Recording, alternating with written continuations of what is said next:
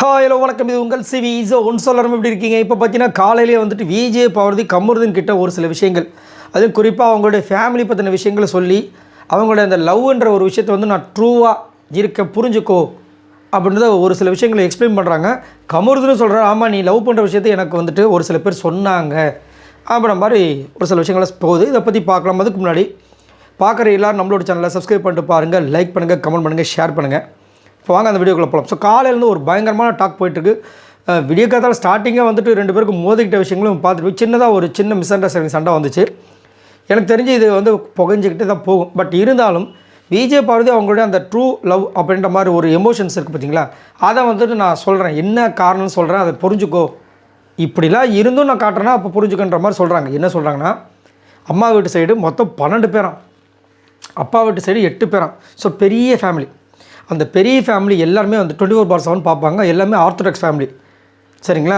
அப்படின்னு இருக்கும்போது நான் ஒரு பர்சன் கூட என்னுடைய ஒரு ஃபீலிங்ஸை நான் வந்து இது இப்போ ஷேர் பண்ணுறேன் அப்படின்னா அவங்க என்னெல்லாம் யோசிப்பாங்க.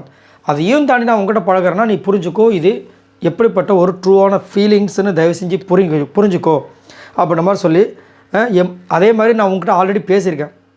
என்னென்னா என்னோடய எமோஷன்ஸோட தயவு செஞ்சு விளையாடுறாத அப்படி நீயும் வந்து அதை வந்து சொன்னேன். ஆமாம் அதெல்லாம் இல்லை, நான் உண்மையிலே எனக்கு இருக்குது அப்படின்னு சொல்லியிருந்தேன். அதுக்காக தான் சொல்கிறேன் போது அவர் சொல்லிடுறாரு. ஆக்சுவலாக அவருக்கு இந்த நியூஸ் முதலே வந்திருக்கு போல இருக்குது. அரோரா கூட பேசிகிட்டு இருக்கும்போதே வந்து ஆதரியும் சம்திங் யாரோ வந்து சொல்லிட்டாங்களா, இந்த மாதிரி அவங்க உங்களை வந்து ட்ரூவாக லவ் பண்ணுறாங்க அப்படின்ற மாதிரி. அமித் ஆல்சோ வந்து சொன்னார் என்கிட்ட வந்து. என்ன சொன்னார்னா, உங்களை 2 பேருக்குமே கரெக்டான ஏஜ், இப்போ நீங்கள் கரெக்டான ஒரு முடிவு எடுங்க.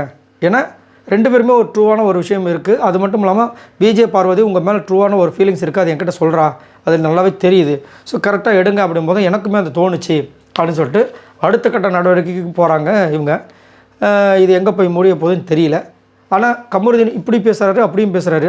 திடீர்னு பார்த்தா நைட்டு வந்துட்டு அரோரா கிட்ட வந்துட்டு ஒரு பிட்டை போடுறாரு. அதாவது லூசு பெண்ணு மாதிரி அரோரா பெண்ணு ஆஹா, அந்த பக்கம் அந்தமாக வைக்கப்படுறாங்க. இது என்ன இது என்ன லவ், எனக்கு ஒன்றுமே புரியல.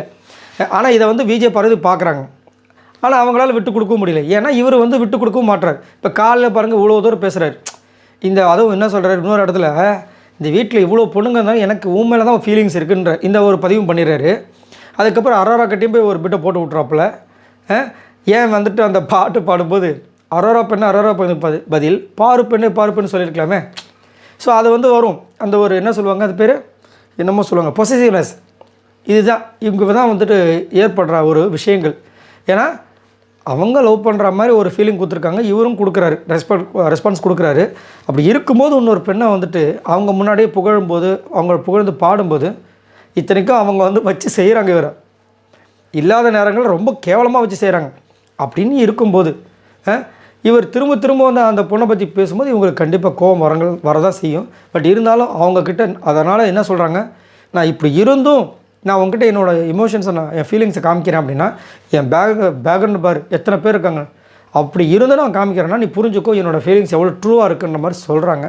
சரி, இதை பற்றி உங்களோட கருத்தை சொல்லுங்கள். அவருமே சொல்கிறார், இல்லை எனக்கும் அது புரியுது, நானும் அதுக்காக தான் நான் வந்து பேசிகிட்டு இருக்கேன் அப்படி மாதிரி சொல்கிறாரு. உங்களோட கருத்துக்களை சொல்லுங்கள். பாய் நண்பர்களே.